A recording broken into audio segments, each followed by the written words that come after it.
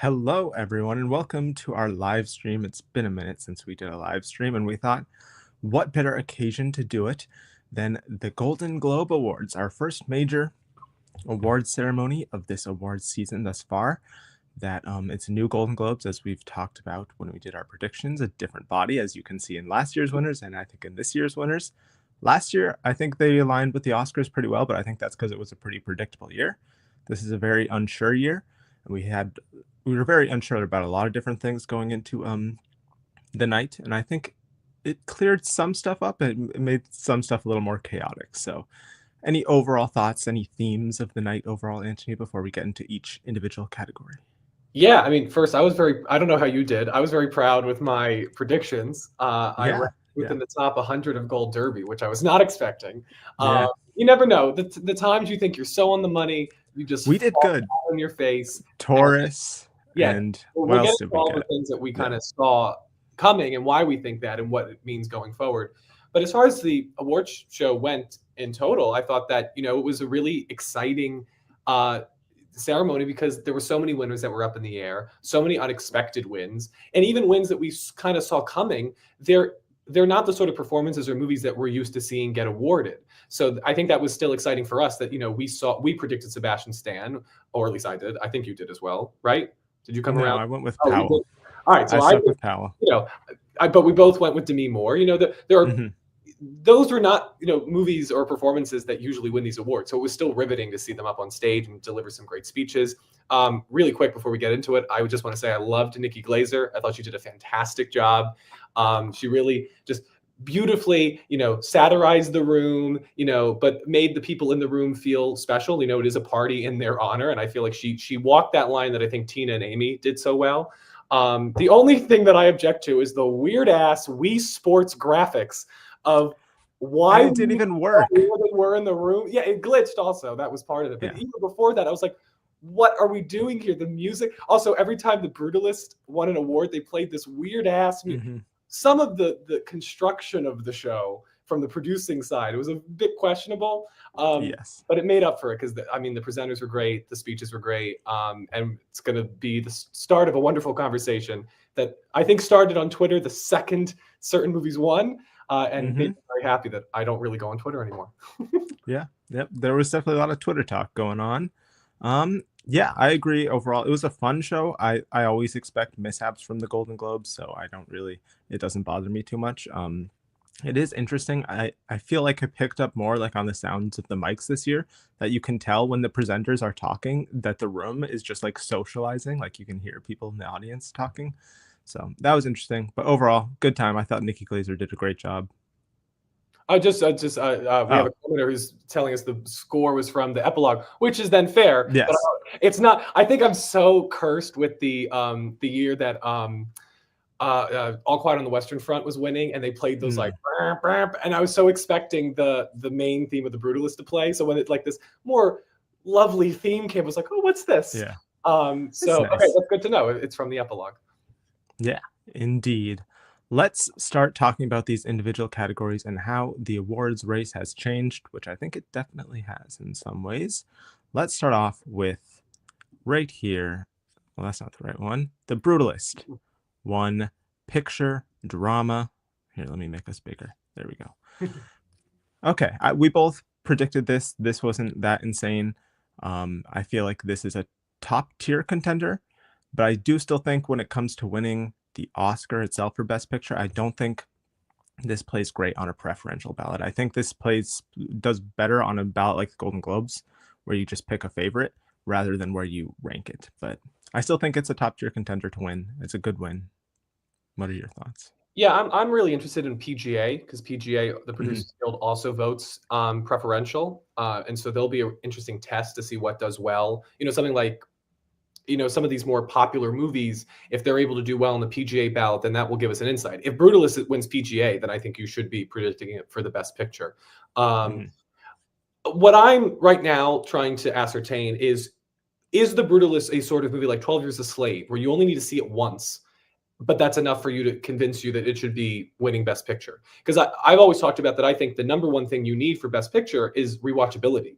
You need to be able to want to not only rewatch it yourself as a voter, but want to turn people onto it. Like the sort of thing, if you're all together, what are we watching tonight? Oh, I have the screener for The Brutalist. Let me put that on. And you're willing to watch it again with people who are watching it the first time. And that I don't know is happening with The Brutalist. We always talk about, with be it Killers of the Flower Moon, there's always these sort of movies that like are so long that you wonder if people, or the Irish, usually it's Scorsese films, but like you wonder, are people going to give it the attention it deserves if they don't see it in the theater? And so all these things are working against The Brutalist. But I think last night was huge because it won, I do think, the most monumental package of picture, director, and actor drama for Adrien Brody. Yes. And I do think people are seeing this as, we're recognizing a new visionary filmmaker, not dissimilar to Damien Chazelle, this, the young filmmaker who deserves our attention right now. And I just think because of the subject matter and because a lot of the other movies are a little bit more, popular and flimsy, they of course have, important subject matters, but they don't carry the gravitas that The Brutalist has, and that I think a lot of Best Pictures tend to have. I mean, you look at Oppenheimer last year as proof of that. So I still think last night was exactly what it needed to do, and I think it's now gearing up to do very well going forward.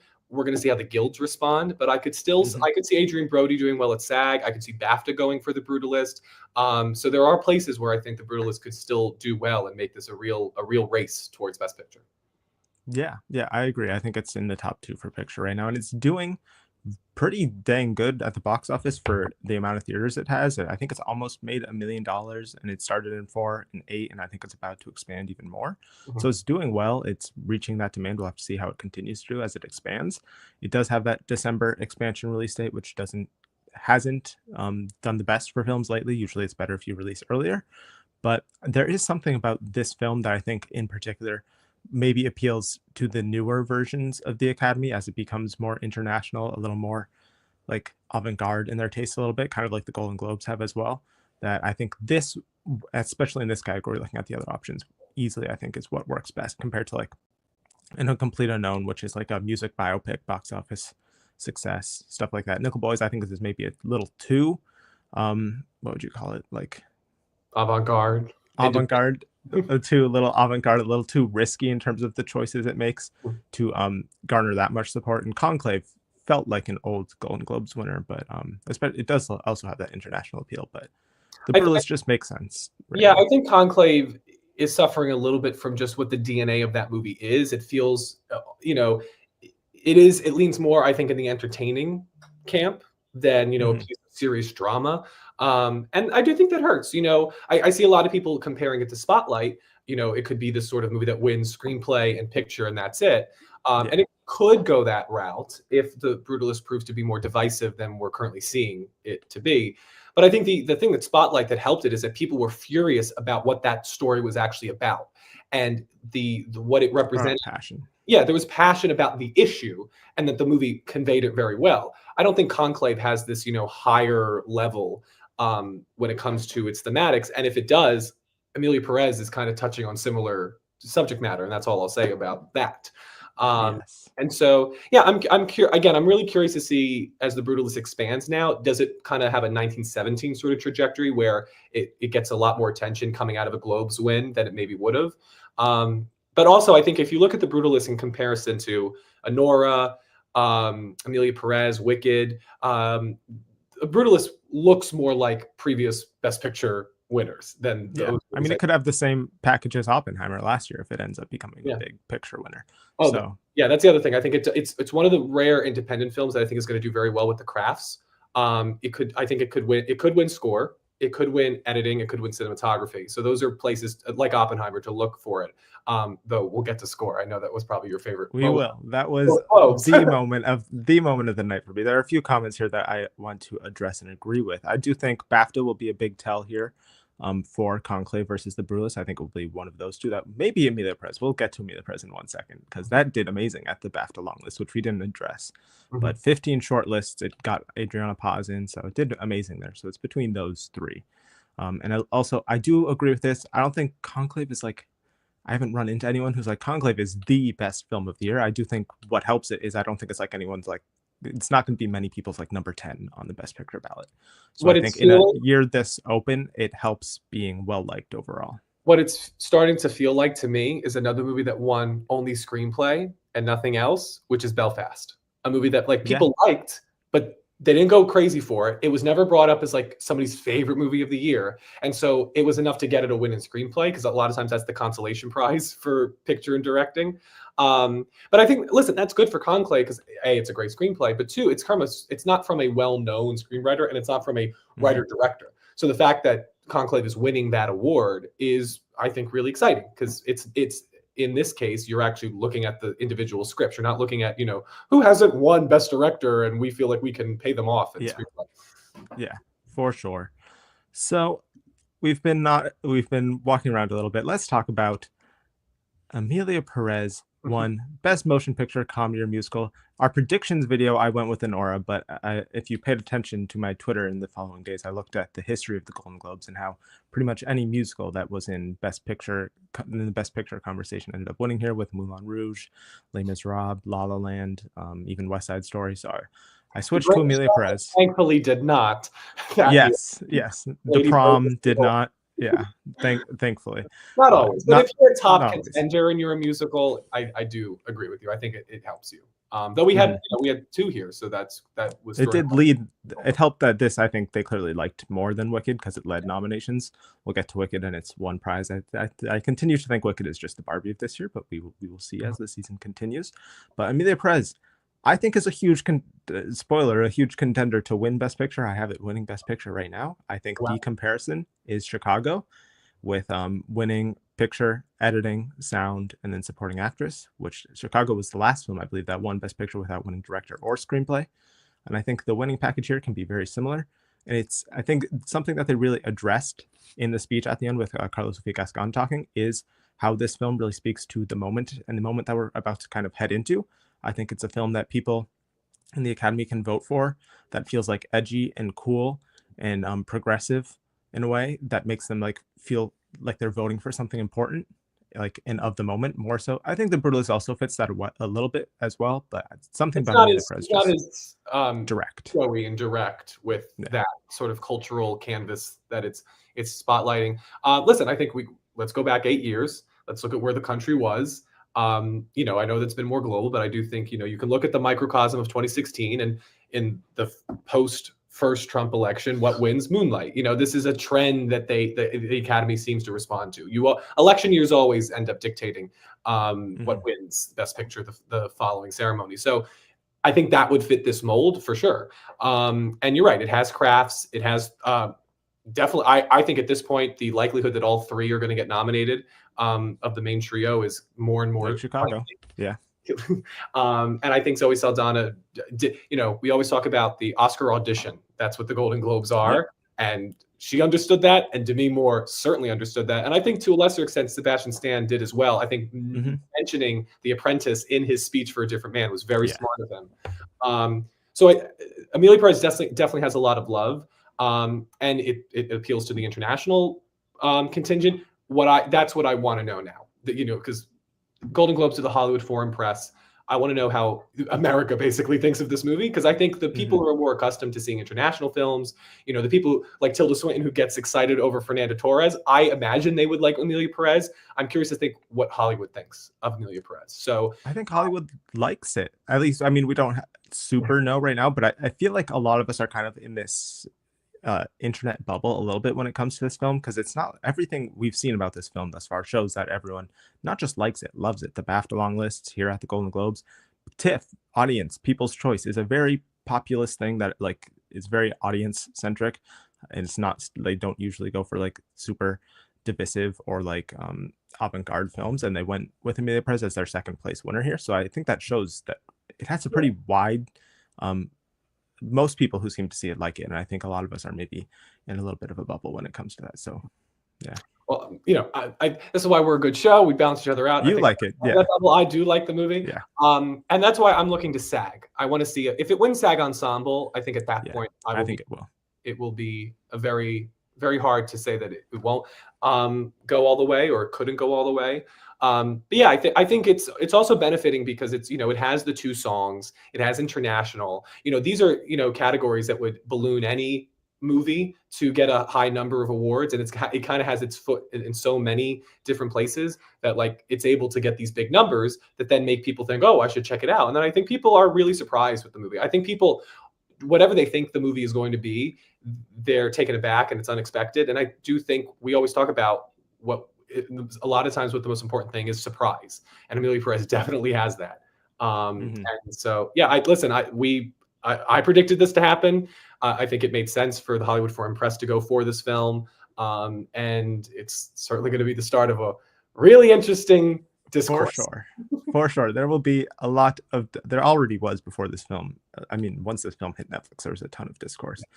Some of us saw it coming when we saw it a little earlier, but yeah, it will cause, I think it also helps that it is a little bit, with everyone involved in the film, kind of like a canvas of the entire world, where, you've got the French with Adrien, you've got American stars, and then you've got obviously the Mexican stars and aspects of the film, and then you've got the transgender aspect as well. And it seems like the people who strongly dislike the film are often given the representation of Mexico in the transgender community, the people who may not like the film the most. But we'll see. The Academy has obviously gone against what the internet thought was a bad film multiple times before, with in particular Green Book. So okay, I'm going to stop this right now. This is not Green Book.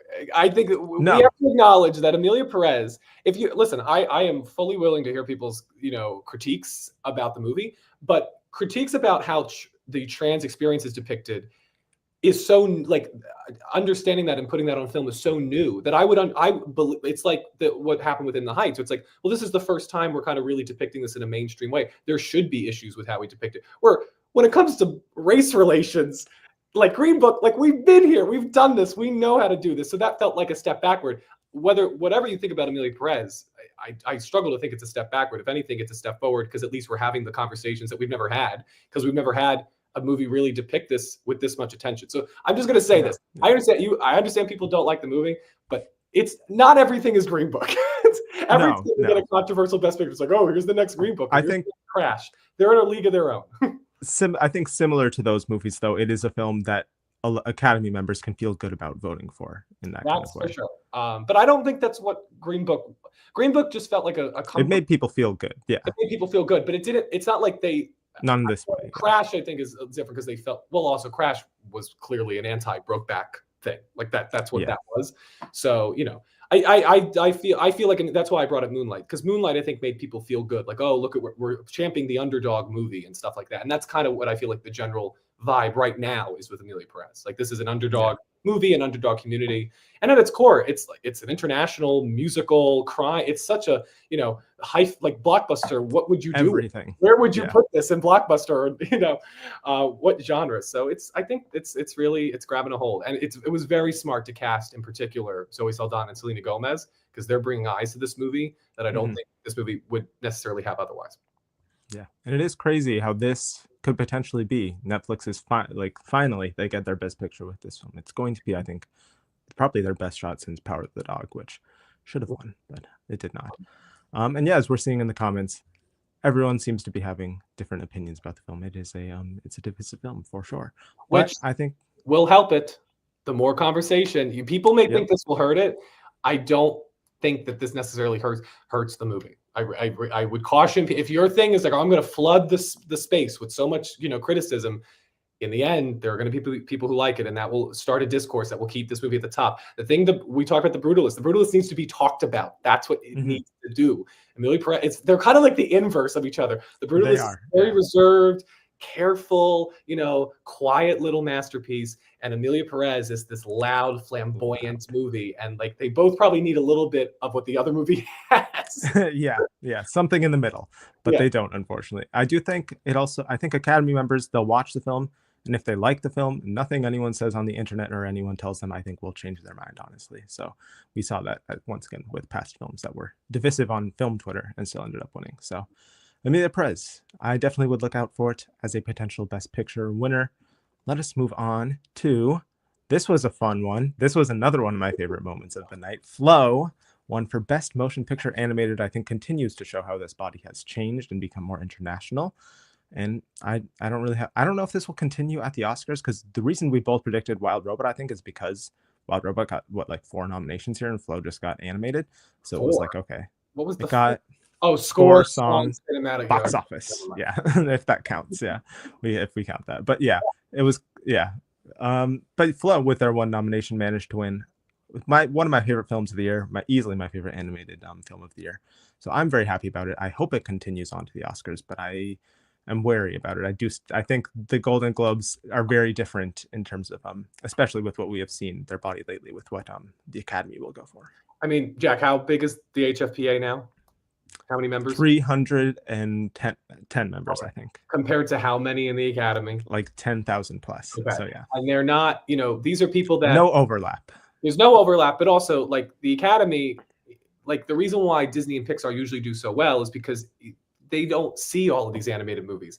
And so they go with what thing they know the most of, or what movie they brought their kids to, and they had a good time. That would be Inside Out 2 this year, to be fair. Well, Wild Robot did well enough, I think, especially because about like 1.4 billion less, yes.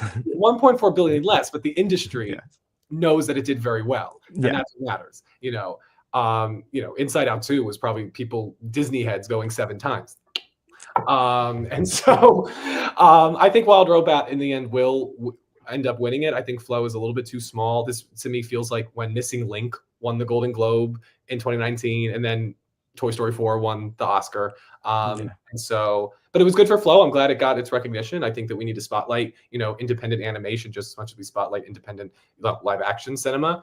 But yeah, I struggle to think with an Academy of 10,000 people, whether Flo can really, when you look at last year, when you look at last year, because people may say like, well, look, Spider-Verse didn't win. Well, Spider-Verse was a sequel, and it was going up against Miyazaki, who is the most known animator outside of the States, where like Flo is such a small movie compared to Wild Robot, which is also not a sequel. It was an original success story. And it's also a beautiful film. It's not like DreamWorks put it in. So, but I'm glad Flo got this attention. Yeah. I'm obviously very happy about it, but I do agree. I think when you expand that to the huge Academy voting body, I unfortunately don't think that they have to see the movie. That's the thing, is that Wild Robot maybe wasn't seen as much as Inside Out 2, but I think enough people in the Academy saw that movie that made people cry. Yeah, and it made people cry. I struggle to see how Flo can really like build from here all the way to it can take out 2 of the biggest, I think the 2 biggest animation studios in existence. Yeah. It'll be a tough battle. I'm rooting for it, but I agree. I don't think it will probably happen. There is something I want to quickly talk about in the chat. The chat is talking a lot about Anora, which I guess we didn't really talk about because we won't have an opportunity to talk about it because it hasn't won anything. So we can quickly talk about Anora, and if it's dead is what the chat is talking about. I think both of us were, Anora skeptics compared to a lot of other people in terms of Mikey Madison in the film overall winning. So I think we both still had it winning screenplay, but that was it. So we're maybe not as surprised as some other people, but I do still think it's in the top 4 to win, but I don't think it is. In my opinion, I don't think it's winning right now. Yeah, I mean, I've been hesitant about this, not because I don't think the film's worthy. I think it's still currently in my top 5 of the year, which our favorite. We're catching up with everything. Our favorites of the year video is coming soon. Yes. But what I struggled to see was what about this movie was so much improved upon compared to Sean Baker's other works. Why is it that this is the movie that's connecting with people? And I couldn't come up with a reason for that other than it's better. But I don't think that's a good enough reason. Yeah. And so when you just looked at the categories it could win and can get nominated for, I just didn't see what's the narrative. Why is, you look at, we'll get to Best Actress. Why do we, stop Demi Moore from winning for a worthy performance and give it to Mikey Madison? Like, what's the reason to give it to Mikey, on her first chance at getting a big award like this? She's in her 20s compared to Demi Moore in her 60s. Like, those are the questions. I was like, what is the real passion to give Anora the love now? And I think both of us couldn't answer that question. That's why we're not that surprised that it didn't happen. I predicted it for screenplay just because I thought they would give it something. I mean, it still could. I mean, I think, Conclave could win adapted, Anora could win original at the Oscars. So it's not like a movie that won't win at the Oscars won last night. It's not like when Steve Jobs won the Screenplay Award and be in the spotlight. No. So I do think Anora, again, it's all eyes on screenplay, especially now that Sean Baker is really not a threat in directing. I don't think anybody's talking about him in directing. I think all the eyes are on Brady Corbet or Brady Corbet. And now Scott Godiard, I think you have to consider because of how well Emilia Perez is performing, and they love musicals and directing. So yeah, that's kind of how that's where we're at with Anora. Yeah, I still think it's got a good shot for original screenplay, but I think that is its only shot at a win. So that's that, and I'm a little more I've always been skeptical about the Yuri Borisov nomination. So we'll see how that continues. Check out the photo. The Flow team went to the In-N-Out in Westwood. The same. Oh, they did. Paul Giamatti did, and they were like in honor of Paul Giamatti. I thought that was very clever, very fun of them. Yes, it's great. A great underdog narrative for them. So I'm rooting for them. You mean Undercat? Undercat. Well, there's a dog in the film too. Under Capybara. How about that? That's my favorite character in the film. I love the capybara. Best motion picture, non-English language. This can be quick, and everyone expected Emilia Perez to win here. It got 10 nominations, of course. It's going to go on to win the Oscar. Easy win. I don't think. Do we have anything to say about this? Again, the people who continue to think that this category will somehow surprise them if a movie is in Best Picture, I don't know what to tell you. If it's in Best Picture, then it wins this category. There's no like spreading the love when it comes to Best International or Best Foreign Language or Best Non-English Language Film. Nope. No. So we can move on now to Fernanda Torres. Woo. This was a fun win. I think you convinced me to do it in the predictions video, and then I changed my mind last minute. So yeah. What were you coming into this conversation with? I came in with Nicole Kidman, okay, and then you convinced me to go to Torres, and then because then Torres missed the BAFTA long list, I think I was like, I think I'm going to go back to Kidman. And then it ended up being Torres. So she gave a great speech, one of my favorite speeches of the night. It's a great narrative as well, with I think the first Brazilian actress nominated her was her mother, and then she was the second one, and then she also won. There's a great video of her mother reacting to the win. So it's a kind of narrative for an actor that I think people can really get behind. I just do still worry when it comes to translating the Oscar. She missed the BAFTA long list, so she's not going to get that. She's not going to get SAG. She won a Golden Globe. She didn't get Critics' Choice. And I just still worry about the actors branch at the Academy does not nominate foreign performances that aren't in Best Picture or aren't from stars. Yeah. So I'm still iffy about her getting in there, but I think she's definitely like a number 5 or 6 right now, in my opinion. It's a fair thing to note. Though I think this definitely helps her. And if you put her at your number 5 at this point, I don't think you can object that much. Because I do think she is what I was going off of with this is because this just felt like a very HFPA thing to do. You know, they gave it to Isabelle Huppert for Elle instead of Natalie Portman that year. And because, you know, they have an eye for international performances. And, you know, Isabelle Huppert ended up getting in there. And because Fernanda Torres was very smart to talk about like the legacy of her family and that, you know, she talked about how art can endure. This is a representation of that. You know, that's the sort of narrative that then gets her into Best Actress, because it's all about why now. All of these people are deserving in their own way. You know, that's why I don't tend to go crazy over, you know, what wins or not, because it's very rarely somebody who doesn't deserve to be in the conversation. And the only other person I think that really had this is the chance, like this is the moment, was Pamela Anderson. And I just think that movie might not be overall the sort of vehicle to get her a win. It's not as good of a film as I'm Still Here. I haven't seen I'm Still Here, but from the reviews, and I wasn't a huge fan of The Last Showgirl. So I think that hurts her as well. So I think that's what helped her here. I also think that she's helped because all of the real contenders are in musical comedy that's the rare thing this season. But yeah, I still think that this felt like something that the Globes would pay attention to, and the sort of character that I think appeals to awards voters. And so, yeah, I think that it's possible, but you're right. She's not going to have much support anywhere else. So it's going to be this sort of Paul Mescal thing where it's such a passion vote from the acting branch that she gets in. That's really her only path at this point. But she gave a good speech. I mean, this is why those speeches matter, because that's the best campaigning she'll probably have now until the Oscars come release. Yeah, she needed this moment to still be in contention. The Brazilian fans online are very passionate for this film and her performance, so I was very happy for them. And she gave a great speech. And I do want to address, I do think there's not room for both of Marianne and Fernanda. That feels like almost too good to happen in Best Actress. Respectfully, I don't think anybody should be putting them both in. I mean, the question is whether either one gets in is really, I think, the question. I think there's room for one. Yeah, that's the question. But I don't think, I think one? it's, let's put it this way. It's more likely that neither one of them get in versus both of them getting in. I agree with that. Yeah. I guess we can we just did a video on it and the graphics were a little messed up, so maybe you guys didn't catch it. Our actress predictions, mine are, I think, the same since the video. I've still got, because I mean, as people are talking about, Angelina Jolie is not doing great between this and then the BAFTA long lists. I've still got Demi Moore, Mikey Madison, Carlos Villascon, Cynthia Erivo, and Marianne Jean-Baptiste as my 5. I mean, I think those are the 4, and now it's just basically a jump ball for the 5th.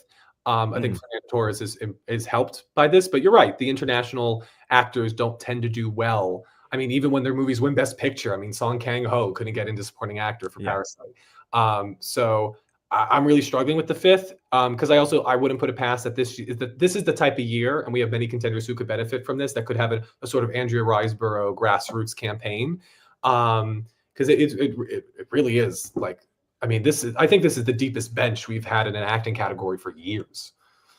Yeah, so there are a lot of options, but as mentioned, Jean-Baptiste did get the trifecta sweep, so I'm sticking with her. I think there's a lot of passion for her, so that's what I'm going to do for now. But who knows? Things will continue to change. We've got SAG in a few days, so who knows? Let us move on now to if SAG performance goes Amy Adams, we're all going to be like losing our heads. Yeah. Honestly, though, I don't predict Baptiste or like Torres or anyone who I think is actually in contention for that final spot to get a SAG nomination. So I think even if it's Jolie or Adams or whoever, I'm still going to stick to Baptiste probably. But we'll see. Interesting photo choice, Golden Globes, for Best Performance by a Male Actor in a Motion Picture Drama, Adrien Brody. Maybe not the most current photo. I wonder who supplies them with these photos. But yeah, I think we both went Timmy. It kind of seemed like a thing that they might go for, because they tend to go for, at least old Golden Globes, younger performances, like they did Rachel Zegler and stuff like that. So Timmy is not even like a young newcomer. He's been around for a while, and they clearly like to complete it on. They pretty much got any nomination that it could here besides supporting actress. But I just do think this shows the Brutalist strength overall. And I think maybe, once again, it's just not Timmy's time. I still think that this will be a race. I think Timmy can still win SAG, but I do think, especially because the Brutalist is looking like a top 2 picture contender, and as we always talk about, when the race is close, you go with which film is more liked and which film is stronger, and in that case, that would be the Brutalist. Yeah. And I also just think it's the better performance, in my opinion. So it asks more of its actor, I think, is what I can say. Like, it brings out more emotion too. Yeah, in the audience member. Well, I mean, that's what I'm trying to say. Like, that's subjective, like which performance hits you more, resonates with you more. But I think we can look at the characters themselves, like what Adrien Brody is tasked to do over 3.5 hours. I think is an objective feat of acting, and I think that's what they responded to. I think honestly, the only reason I didn't predict him is I was hedging my bets. If the Brutalist wasn't this sort of like all-around player, like let's say it didn't win director or it didn't win picture, I didn't want to like go full in on the Brutalist. But it makes sense because this is the Cillian Murphy thing of how can you say that the Brutalist is the best movie of the year and win all these awards? Like, of course, then he goes along for the ride. I mean, he's the titular Brutalist. Yeah, exactly. I still do think this is the acting category I'm least confident in terms of a sweep. I do think Brody could just sweep, but I think the other ones, which we can maybe get to next. I don't think we have anything else about Adrien Brody. Yeah, I think he found himself. I think a lot of these people knew that this, like you said, this was their audition to campaign even more for the Oscars. I do think he fumbled a little bit at the start of his speech, but I do think he found the narrative at the end there with his parents and their immigration stories, and the fact that it's kind of full circle with the pianist. I do think he found a good little narrative for him there. I just want to note while we're on Brody, because I think it speaks to Nikki Glazer's strength as a host. Hey, look, it's 2-time Holocaust survivor Adrien Brody. Yes. And then her joke about, Tedesco's in the lead with 19 votes. We always talk about the people who are watching are people who know the movies, I think predominantly. And we always don't like when the hosts like joke about, oh, who would watch these movies? These movies are boring and they're slow. And I feel like, Nikki Glazer wrote jokes for people who've seen the movies, and it felt like she had seen the movies. So I think that's just another reason why I think she was so great last night, is because she's making jokes that are contextual to the actual movies that are in contention this year. So and she didn't make fun of them too much. Like, we're there to celebrate these movies. Don't the movie like she made fun of the most is Joker 2, which I feel like this is just going to be like, there's one movie that Hollywood gets to make fun of, whether it's Babylon, the year that Kimmel made that joke, whether it's Joker 2. And you know what? Listen, you get one. You get one. And I guess she chose her one wisely. She did. I don't think anyone disagreed with that choice. So yeah, besides Quentin Tarantino, but he wasn't there. So moving on to, we've got to change pages. So much to do. Let's talk about it. Best performance by a female actor in a supporting role. Zoe Saldana won for Emilia Perez. I think we both saw this coming. I think this was the one that I convinced you on, just like you convinced me on Torres in our predictions video. But yeah, they loved Emilia Perez, and I do personally, even though I got lots of comments talking about how this was crazy and making fun of me in certain ways about, I do think Zoe Saldana is just going to sweep, because I think Emilia Perez is the much stronger film, and I do think it also hurts Grande a little bit that it is pretty well known that she's going to be in the sequel to this next year, and there'll be a part 2. There's not going to, spoiler it, probably be an Emilia Perez part 2. There's been that Variety interviewer guy who was like, is there going to be a Substance 2, a Conclave 2? And it's like, okay. But no, there won't be a Conclave sequel. I know. But yeah. But yeah, I do think Emilia Perez is a hugely strong film. And most Best Picture winners get an acting winner. She's just got the better narrative too. She's been in the industry much longer. I do think Ariana Grande is seen as a newcomer. Yeah. So I don't know. And she gave a great speech. Super emotional, super grateful for the moment. She's been around in this industry for 25 years. Listen, I think both of us entertain the possibility that Ariana Grande could. And I also think that, Critics' Choice could go Grande, SAG could go Grande. Definitely could. I don't think it's as done a deal as other people think. Like, I'm honestly like, I feel like we'll get to Demi Moore. Like, Demi Moore almost has, like, I feel like I'm more confident in a weird way with her, just because I feel like I don't know who her competitor is. Whereas Zoe Saldana at least has a very strong competitor. But listen, I think that she's really paid her dues. She's one of the most popular actors in the world. She delivers a great performance in Emilia Perez. And so, yeah, and she gave a great speech. And I think in the end, the thing with the Hollywood Foreign Press is that Wicked just isn't performing internationally the way that it performed domestically. It's not the same crazy runaway hit. It would not have won cinematic and box office achievement if it was based on the international gross. And so that's why I lean Zoe Saldana for this, because it felt like this is a group that's going to lean more into Emilia Perez than Wicked. But once, Hollywood, more American voters start getting in on this, I could see Ariana Grande maybe coming up, but I do think that the fact that she's so new is going to hurt her. The same way it hurt Lady Gaga. It's like, wow, you can do this thing that we didn't think you could, and you're so good at it, but the other actor has been paying their dues for a lot longer. And they might be in the stronger movie too. So, but it's still a race. I do not think the people who are saying this is locked, it's Saldana's to lose. I think it's too early to say that. That doesn't mean she won't win those other awards. Too early to say it's a lock. I don't think it's locked up. I do personally think she's just going to sweep SAG, BAFTA, Critics' Choice. But I do think Grande at SAG and Critics' Choice in particular is strong competition. So it's not like it's just like no worries at all going into the night. I do think, like, unlike in the supporting actor category that we'll get into in a second, I will be shocked if I hear any other name other than Kieran Culkin at those upcoming ceremonies. I will not be shocked if I hear Ariana Grande at SAG or Critics' Choice. But I do just think at the end of the day, you look at here, Emilia Perez got more nominations than Wicked. And I think at the end of the day, you look at the Oscars, Emilia Perez will do much better nomination-wise and passion-wise than Wicked. So I do think at the end of the day, that's going to boost her over Grande. But we'll see. It's definitely still a race. And we'll see, too. I don't think it's going to be as dramatic as you think, because I think Emilia Perez will have 13 nominations for Emilia Perez. Yeah, but Wicked is, Emilia Perez will have the songs. Wicked's are going to have, like, production design and costume design, which I don't think Emilia Perez is getting. So, like, they'll balance each other out. I still think Emilia Perez will have more nominations, but I don't think it's going to be as dramatic a shift that you think. But again, I still think Zoe Saldana will. I'm predicting her to win at this point. Yeah, for sure. Let's move on to, as we just talked about, Kieran Culkin for A Real Pain. Great speech. He always gives good speeches. He's just a natural at that, and it just seems like he's going to sweep. Honestly, in my opinion, I think even if the film isn't in Best Picture, which I still think it could get in there. Like, I I'm becoming even more worried about Nickel Boys and Sing Sing. So I do think one of those could fall off, and then Real Pain just sneaks in there. And then obviously he doesn't break that record of the last supporting actor winner. Predicted in your 10th position. I'm not going to do it yet. I need to hold on to the films I like more, and I need to see what like all these other places do.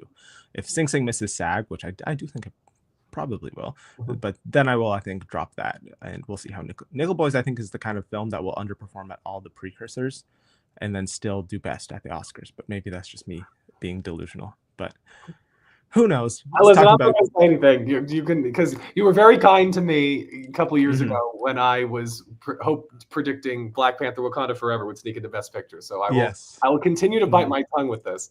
And thank you. You might be right. Drive My Car happened, so it's not like it's possible. Yeah, I do think there will be enough passion for Nickel Boys, but I don't think it's like a top tier contender anymore. But yeah, Kieran Culkin, I think going to sweep, even if the film isn't in Best Picture. And yeah, I don't really have any other hot takes. I don't know who the competition here is. Guy Pearce. I think he would just win BAFTA. In my opinion, I could see a world because I think, listen, this was a voting body that also votes on television. So I think Kieran Culkin will always do great with that group because they're kind of giving. This is kind of like I feel like this is in some ways like your Succession victory lap in a weird way. You know, because they love him. They love him from that show. Because I also think we can't ignore the fact that without Succession, I don't know if he would be as serious a contender. Not at all. So I could see a world where like he is the more popular actor and he's the more fun choice. But when it comes down to voting for the Oscar, it plays the same way that Sylvester Stallone and Mark Rylance did, where they go with the movie that is a bigger contender overall, and is the more serious actor. I don't know. Best Picture. Yeah, I just struggle to see the vision for this like sweeping. But I mean, at this point, so many people are convinced of it. I'm like, it could happen, I guess. I mean, the thing is that he could win with SAG because again, it's a television. Oh yeah, he will. Yeah. And so at that point, if he wins SAG, he wins. You know, if he wins Critics' Choice, you know, do we put it all on BAFTA to put a roadblock in his way? You know, maybe we'll see. I mean, people have won solely off of BAFTA wins before. So if Guy Pearce wins BAFTA, I definitely wouldn't write him off. And I do think he has a decent shot at winning BAFTA. But right now, the Kieran Culkin train just seems too strong for me to like try and stand in front of it and stop it. So right now, I'm just going to go along with it. I really think, and it's funny because I feel like I'm less enthusiastic about him winning than you are, but I am more enthusiastic about A Real Pain getting into Best Picture. And I do think that'll be the best. If A Real Pain doesn't get into Best Picture, and of course the Brutalist will, then we're going to have a large section of time where not a lot of people, the only reason to watch A Real Pain will most likely be for supporting actor. And so that could then bring it down, and Brutalist, because it's going to be seen at a higher degree because it's in all these categories, could then boost Guy Pearce. So I think honestly, let's just table this until we find out if A Real Pain gets into Best Picture, because I think that's really the only thing that is going to sway this in one direction or the other. Yeah, I agree. So let's move on now to Best Director, Brady Corbet. I think I've been saying Corbett for a little bit. Brady Corbet won. I think he might just be awards. We learned how to say your name. We learned how to say their names. So exactly. I'm catching on now. oh, I've probably been saying that wrong too as well. So I'll fix that. Brady Corbet for The Brutalist. I think he might just be a sweeper here. It seems like it. He seems like out of all these people, he just seems the most like a director winner. Just looking at past people, and he gave a good speech. Overall, I'm not a huge fan of the film, so I'm not super passionate about it overall. And some of his stuff came off a little, didn't work completely for me, but I'm not going to yuck anyone's yum. So I think you're a little more positive on it. Yes, for sure. And I think that I feel like when the Oscars started, they had like two Best Picture categories. They had like best picture and then like best like artistic achievement. And that's why we had the first year we had Wings and then a movie that I love, which is Sunrise, A Song of Two Humans. And so I kind of feel like Best Director is just turning into that. It's like, what's the best picture and then what's the best artistic achievement? And that is what wins Best Director. And that is why he's winning this award. Because I just think in the end, it is, I think even you would say that among these nominees, like you can't deny that there is a consensus that this is an artistic achievement. You know, what it says, how it said it, the amount of money it took, I think he's definitely deserving. Yeah, the narrative with the money and the speech that he gave centered around Final Cut and all that stuff, it just makes sense to me, especially looking at the competition. Jack Audiard is his biggest competition, honestly. Yes, he is. But I still lean Brady because I think Brady, it's the thing about Brady is that whether Brutalist wins picture or not, I don't think that really affects him, which is where you want to be when you're a director. You don't want to be tied in with your other nominees. He's standing strong. Where Jacques Audiard kind of feels like a coattail thing. Like Emilia Perez is going to have to win picture to win director. That's just the way I'm interpreting it. Yeah.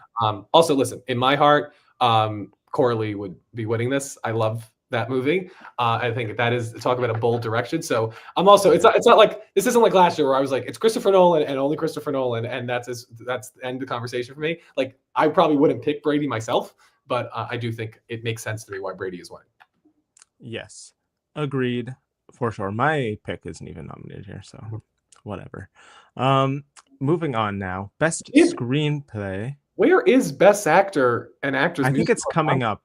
For some reason, I think it's after this, but if not, then we'll talk about it. But yeah, I don't know. Really, Golden Globes, I don't completely get the ordering, but Best Screenplay can be a quick one. Conclave, I think we kind of already addressed it. It's just going to continue to win at the Oscars. I mean, it's kind of crazy. The last time, I think you mentioned it, that someone won here who wasn't writer-director was Steve Jobs. So no, because that was Aaron Sorkin. I'm just talking. But he didn't direct that, yeah. No, he did not. I just think it's odd to have a, like, not only not the director, but like, all respect, a no name. Like, no, it's not like a famous person that everybody knows, like Quentin Tarantino. You know, that's what's surprising about this is it shows that what we always wondered about the HFPA before, they're actually watching the movies. They're not voting on who gave the best press junket anymore, which is exciting. Yeah, for sure. I think it also speaks to just the competition in adapted screenplay. What his biggest competition is, Nickel Boys. So or Emilia Perez, but I don't think either of those are going to win screenplay. So that'll be a cakewalk for him. And as we talked about, I think original is the more interesting race, and I do think that's probably Anora or Brutalist, or maybe even The Substance. The Substance is gaining some traction, so we'll see. Let's see if they've got actor and actress. Not yet, but I'm sure he'll pop up soon. Oh, well, this is fun to talk about anyways. Original score went to challengers Trent Reznor and Atticus Ross. Elton John is one of us. He was clearly also very happy about this win. But yeah, this was honestly probably my favorite moment of the night. I just didn't really expect it at all. And it's easily my favorite score of the year. I don't think it's going to continue on to win at the Oscars, unfortunately. I think that's just going to be The Brutalist all the way.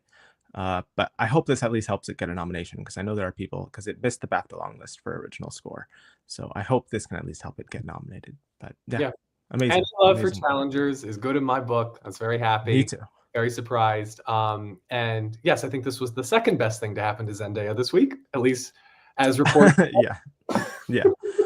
Yep. She's wearing a ring on her finger. So yeah, that's it for challengers. We love challengers, and we hope it wins every award possible. Original song, which won't happen, but original song, El Mal. As I said in the reaction video, I'm not obviously an Emilia Perez lover, but I do think that this song is catchy, and I do enjoy the song. And I think it's the best scene in the entire film, and I think it's just going to sweep.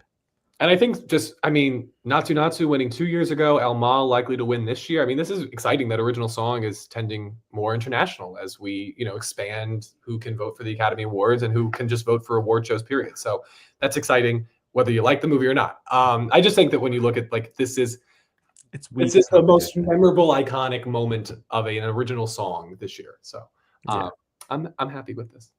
Yeah. Habla este gente habla. Cinematic box office achievement. This is the one moment. Didn't, scroll through. Are you kidding me?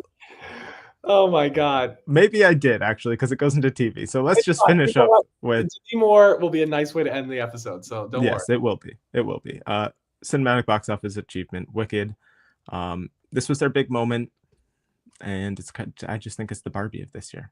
So John M. Chu gave a really nice speech, like this radical. I think, what did he say? He said, like, this radical thing of optimism, radical act of optimism. Like, I felt like he did a good job of getting his moment and telling. He knew this was his moment. Yeah.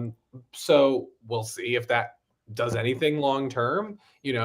Of course, America Ferrera made quite a speech at Critics' Choice, and that's all she needed to get into supporting actress. So you never know. But yeah, listen, I think it's not like, I don't know. I still don't know what we especially now, because, Barbie at least was the highest grossing movie last year. Wicked is not. So I don't know what we're awarding what is the achievement here? It's their favorite film of the ones they nominate, I guess. It's their favorite film that didn't get anything. So I think that, I mean, but honestly, like, what is like what the best non-English film is basically the same thing. We're not awarding any specific thing about it. We're just honoring a group of movies that will not get awarded anywhere else. So like that's when people say like, oh, this award doesn't matter. I'm like, okay, but I mean, we give a lot of awards. It matters, but we give a lot of awards out to movies that this is like their consolation prize, or this is the special category where we can honor a certain type of movie. So if they want to do that with movies that people see, in the end, like, listen, people will invent ways to honor movies. That's what award shows are. If they want to invent this award for Wicked, by all means, go right ahead. Yeah. You just we just taught someone Justin Trudeau resigning through this live stream, apparently. Let's see. I don't think, because then it's TV. Let's double check, because I didn't miss it. I don't think. I would go back to the first page. Well, I'm thinking, yeah, no, it would be the first page. And did they just not include them? That's weird. Golden Globes. Go up. Include them. We've now turned this into, and hit all categories. It's the all categories. We're having our own. Oh, there we go. But why wouldn't they? Okay, whatever. Let's do Sebastian Stan first, if that's possible. I don't know why it wouldn't pop up in all categories. It's very fitting after the glitches last night that we had our own. Yeah, we had our own little glitch. But yeah, Sebastian Stan for A Different Man. Yeah, this is, I think it fits their taste, their current taste, the most out of all of these picks. I think old Golden Globes maybe would have gone Hugh Grant or Glenn Powell, but I think this is the most like critically acclaimed of the films here, and his performance, I think, is the most acclaimed, I would say, of the performances here. And he had a great year. He was double nominated here, so clearly they like him and the performances he gave. Like you said, him shouting out, I think his performance that he's got a better shot at getting nominated for helps him, but I do still think he will split votes. I agree. I think that's the biggest thing hurting him now after last night. I know a lot of people are like, oh, he's your 5. And I'm like, let's see, because neither one is getting into Best Picture, and A Real Pain could. And then I do think at this point, I don't think it's Jesse.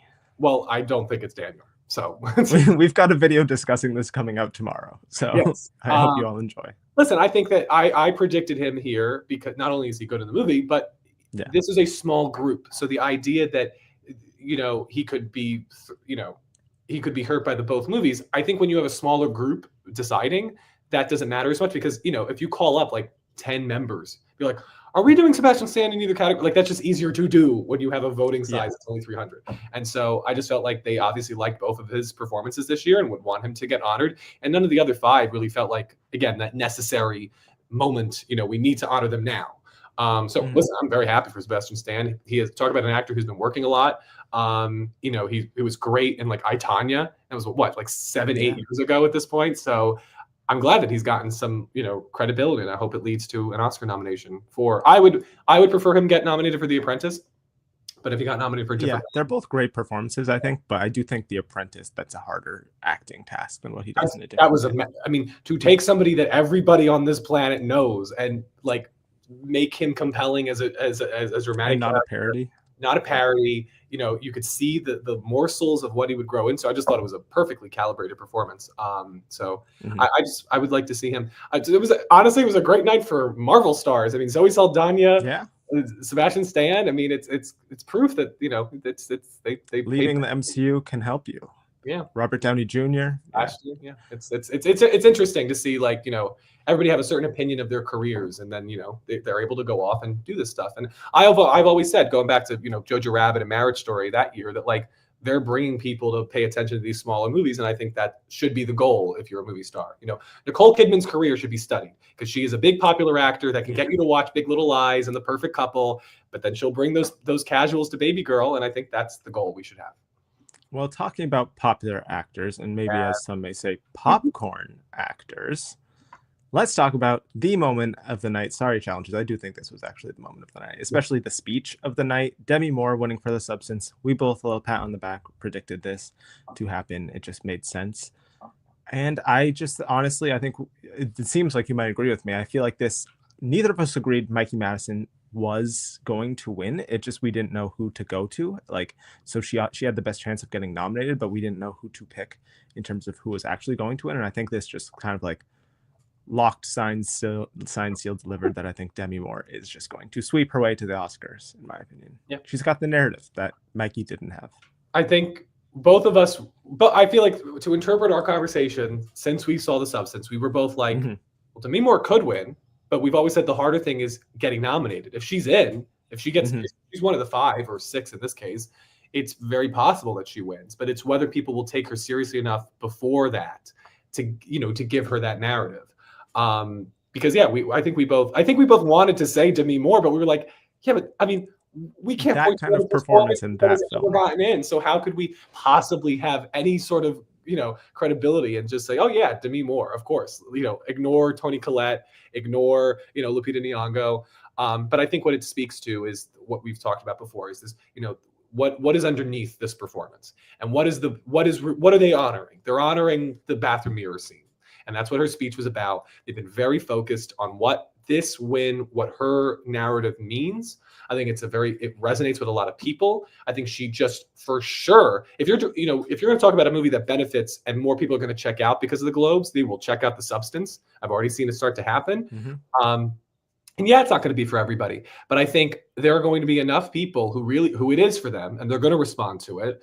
And I just think, regardless, I think they see Demi Moore as this, you know, this person who's, you know, was so humbled by the win. She talked about how like this was the first award that she's ever really won. She did everything she was supposed to last night, and then some. And it came off genuine. It was a beautiful speech. It's a great performance. I think that right now, I don't think it's a lock. I wouldn't even say that she's like the front runner, but I think she's in my number 1 position. It's a weird thing. I wouldn't say that she's the front runner, but I think she's your number 1. Okay. Interesting.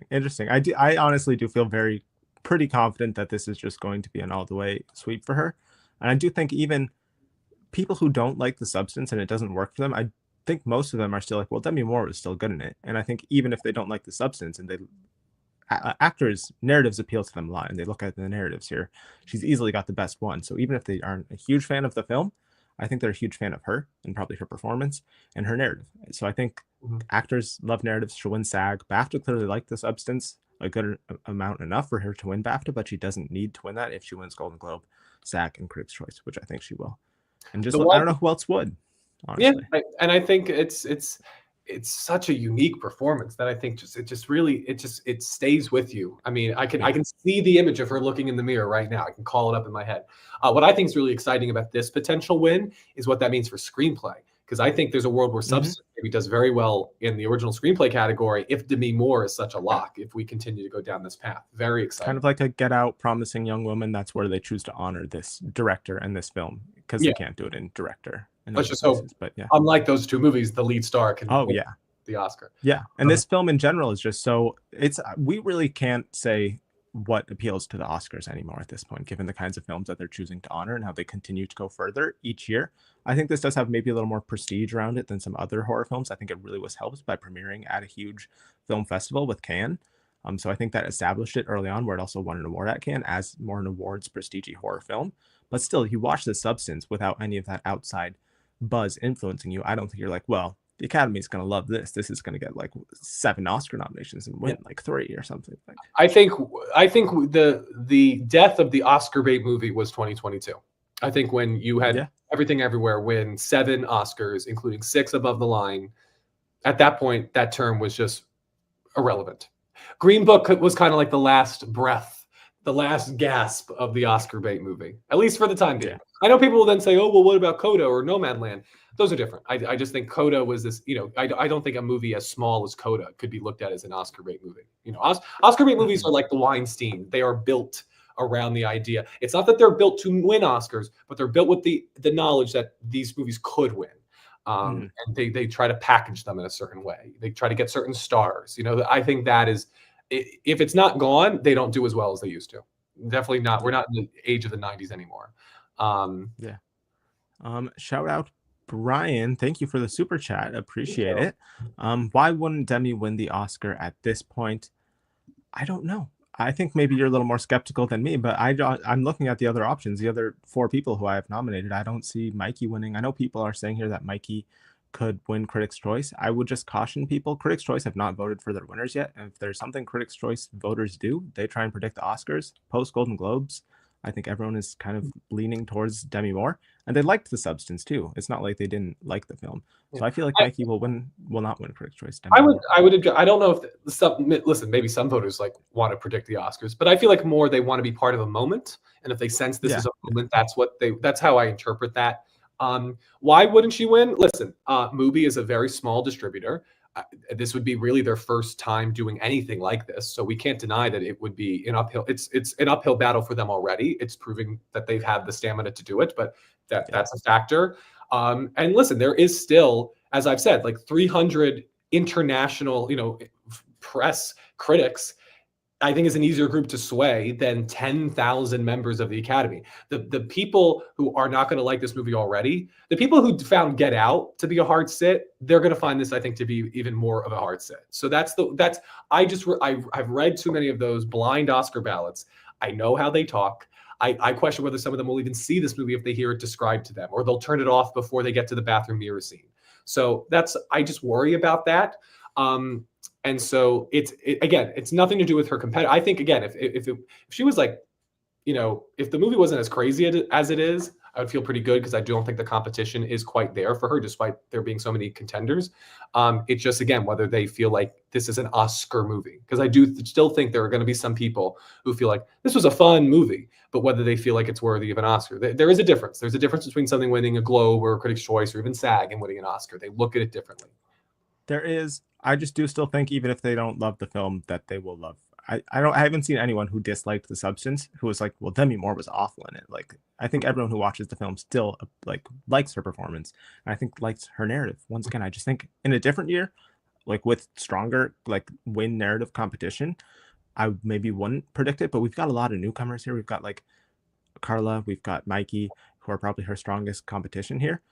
And I don't think they can compare to what Demi has going for her. And I do think The Substance is a bigger hit than either of those films, and had more of like a pop culture moment. I think Brian mentioned the fact that they could do that joke. Yeah. They could do the joke about, oh, it was my day, my day, and the whole room was laughing. That keyed me in that people know the movie, because that people liked it. I think, yeah. So again, I don't know if there's as many, to go back to our super chat, I don't know if there's that many reasons against her. I just think there are things that I am still cautious of, because I remember we've been at the Globes and be like, oh, this is going to happen. Glenn Close happened at the Globes and had a very warm reception. Look what happened. There are things that could happen to Demi Moore before Oscar Sunday that prevent her from winning. But those reasons are becoming less and less by the day, which is good. Mm-hmm. Yeah.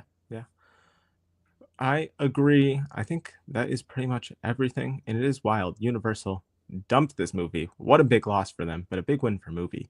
And I think going to win a bunch of Oscars. We also didn't mention it. This will have the makeup acting correlation that has happened the last 3 years. Demi Moore. So yeah. Yep. I feel very good about it, honestly. So, and she's going to continue to give great speeches. I think she knows that this is her moment, and she knew it was her moment. I think everyone agrees, best speech of the night. Yeah. So, yeah. If I'm her, though, one thing I will say is don't make the same speech. I think Joaquin Phoenix was very smart. Whenever he went to a different show, he had a different sort of, like, my favorite Joaquin speech was the SAG speech, where he told stories about all the other nominees, because it was funny, and then he ended on paying tribute to Heath Ledger. That she's got to do that, because if it's the sort of thing where if it's become so clear that she's going to win, make sure that you save something for the Oscar speech. That's what I felt about Zoe Saldaña. I was like, yeah, girl, save something for your. She was doing it all. Yeah. But I think she did know, this is my moment. But yeah, do still save a little bit. I would agree. And don't read off your phone. That's another speech thing. Sorry, Brady. That I'm just write it down on a paper. Something about it just looks better than reading off the phone. But that's just a nitpick from me. But yeah. Any final Golden Globes thoughts? We've covered it all. I think we're good. I think we're good. So yeah, that's our state of the race. Post Golden Globes, some stuff has changed. I think we've got new winners in some acting, in one acting category. I'm switching back to Brody for actor as well. So Brody, Moore, Saldaña, Culkin. I feel pretty good about that. And then Emilia Perez in Best Picture. I would just caution people, as my final note, to look back at the 2003 Oscars. and try and compare those above the line categories to our current films this year. And I think you will find a lot of different correlations in those categories. I think that will make very fun exercise for anyone. And I see that probably happening this year. But yeah, that's about it for me. We'll see you in Shall we? 2 days for SAG. That'll be exciting. Yeah. To put that down. Yes. SAG noms, 2 days. We've got our prediction video out there already. I would have Demi Moore at 1 now, but we can't change that. But yeah, go check that out. Oscars are like a week and a half from now, which is insane. So yeah, we've got a lot of stuff coming up in the next few days, next week or so. So stay tuned, subscribe, like the video, comment on your favorite speech, favorite win, all that stuff down below, and we'll see you in the next one. Goodbye. Bye, everyone.